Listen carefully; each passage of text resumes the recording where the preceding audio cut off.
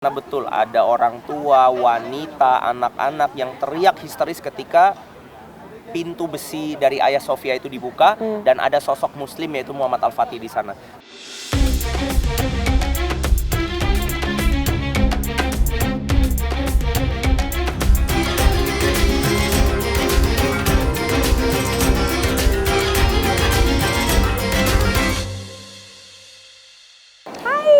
Kita ada di Turki dan sekarang aku lagi berada di dalam Hagia Sophia. Yang dari dulu tuh aku penasaran banget kayak apa sih tempatnya. Ini tempat megah banget, gede banget.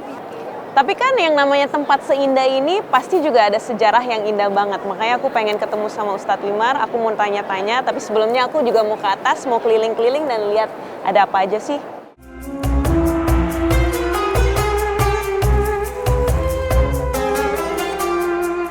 Ustadz, kan ini udah datang ke Turki, udah turis tapi juga murid lah ya belajar. Tapi Ustadz, apa sih angle yang lain bisa kita petik sesuatu yang orang datang ke situ yang sebenarnya nggak tahu ini ada kisah keren banget loh tentang Hagia Sophia, ada nggak sih? Iya, di luar dari yang udah mainstream, orang udah tahu Hagia Sophia dulu adalah gereja dari Kekaisaran Bizantium, kemudian dirubah jadi masjid, sekarang jadi museum lagi. Di luar daripada itu, Hagia Sophia itu menyimpan cerita betapa Islam itu punya toleransi besar atas keadilan, bahkan untuk orang-orang non-muslim. Jadi itu ceritanya, ketika tembok Konstantinopel jebol, Muhammad Al-Fatih itu justru malah nyuruh stop perang. Jadi ketika mereka sudah berperang hampir 50-an hari, itu mereka kemudian berhasil menjebol tembok Konstantinopel. Muhammad Al-Fatih bilang, stop, malam ini kita sholat tahajud, besok pagi kita puasa. Masya Allah. Jadi Muhammad Al-Fatih pas malamnya langsung berpidato, ulama-ulama diturunkan untuk membacakan Al-Quran, mengembalikan kepada niat mereka. Sehingga apa? Sehingga jangan sampai masuk ke Konstantinopel itu mereka justru membabi buta, menumpahkan darah yang bukan haknya dan seterusnya. Nah, sampai akhirnya Muhammad Al-Fatih kemudian masuk ke tembok Konstantinopel, diambil segenggaman tanah merah Konstantinopel, ditaruh di kepala dia untuk menggambarkan bahwa dia itu dari tanah dan kemenangan ini adalah kemenangan yang Allah berikan bukan karena kehebatan dia. Kemudian dia langsung lari ke Hagia Sophia. Dia langsung menuju ke tempat utama di kota ini, yaitu Konstantinopel dulu. Dan semua orang ada di situ. Ternyata di sana betul ada orang tua, wanita, anak-anak yang teriak histeris ketika pintu besi dari Hagia Sophia itu dibuka dan ada sosok muslim yaitu Muhammad Al-Fatih di sana. Tapi ternyata apa kata Muhammad Al-Fatih? Bagi siapapun yang ada di ruangan ini yang ingin selamat, pilihannya dua. Kalau ingin selamat dan tetap tinggal di kota ini, properti kalian kami jaga. Apa yang kalian miliki tetap menjadi milik kalian. Kalau kalian ingin selamat di luar tembok kota ini, kami antarkan kalian sampai pintu tembok Konstantinopel. Jadi pilihannya mau keluar atau mau di dalam, dua-duanya selamat. Dari sanalah kemudian malah justru banyak yang masuk ke dalam Islam, dan akhirnya dari sana kita bisa tahu bahwa Hagia Sophia ini mengandung cerita betapa Islam itu tidak pernah memerangi manusia. Islam itu memerangi kezaliman dan kemungkaran. Dari sifat-sifat. Dari orang yang kemudian melakukannya, tapi bukan orangnya. Jadi yang kita perangi itu adalah kemungkaran. Kita tidak pernah berperang untuk diri kita. Kita berperang karena perintah Allah, di mana yang diperangi itu adalah kemungkaran. Gitu jadi ceritanya. Nah itulah sekilas kisah tentang betapa Islam itu mengajarkan betapa kemanusiaan itu luar biasa. Satu nyawa tertumpah karena sesuatu yang bukan haknya, itu kita bisa ketimpa dosa seperti membunuh seluruh manusia. Itu langsung, Dear Diary, karena aku tulis semua ini. Makasih Ustaz. Iya.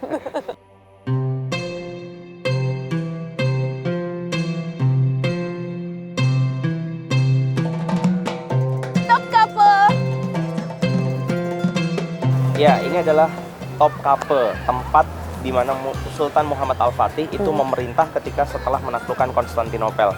Jadi ternyata dari sini kita bisa lihat betapa Islam itu sangat memperhatikan banyak sekali aspek dalam kehidupan. Ini yang sebelah kiri ini Mbak, ini tempat Muhammad Al-Fatih masakin untuk rakyatnya.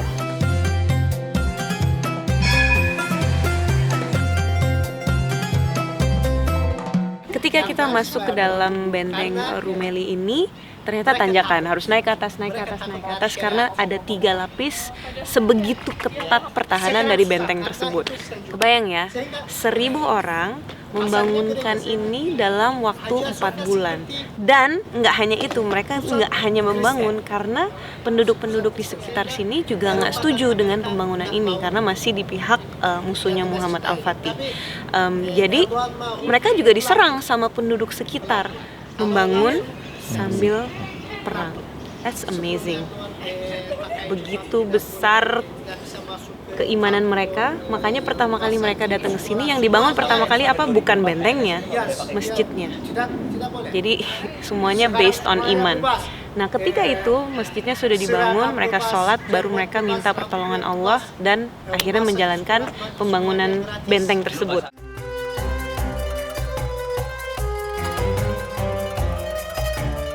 This is a proper benteng yang benar-benar kelihatan ketika kita naik ya, bahwa pertahanannya begitu kuat. Dan kita juga kalau lihat ke sebelah sana, ini kan bentengnya, kita lihat ke Selat Bosporus itu, bagaimana view dan pemandangan mereka itu begitu ketat untuk tahu siapa aja yang masuk ke dalam selat ini. Jadi kenapa ini dibangun? Karena ini untuk memutuskan logistik Eropa untuk bantuan ke dalam ketika mereka perang.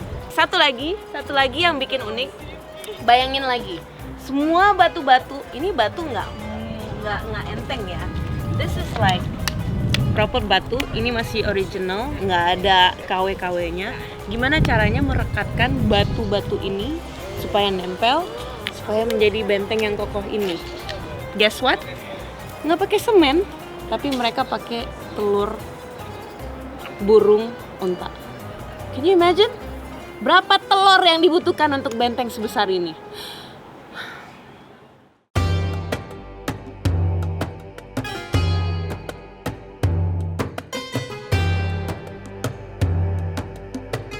Assalamualaikum, dan sekarang kita ada di kota Bursa. Ini adalah bagian Asia dari Turki, dan saat ini seperti kalian lihat, saya sedang berada di dalam sebuah masjid yang cantik banget. This is the Grand Mosque of Bursa, atau juga dikenal sebagai Ulu Cami. Yang menariknya adalah kalau kita lihat ke atas, ini kubahnya itu ada 20. Pertanyaannya, why? Karena kalau di Indonesia biasanya kan kalau ada masjid, kubahnya cuma 1.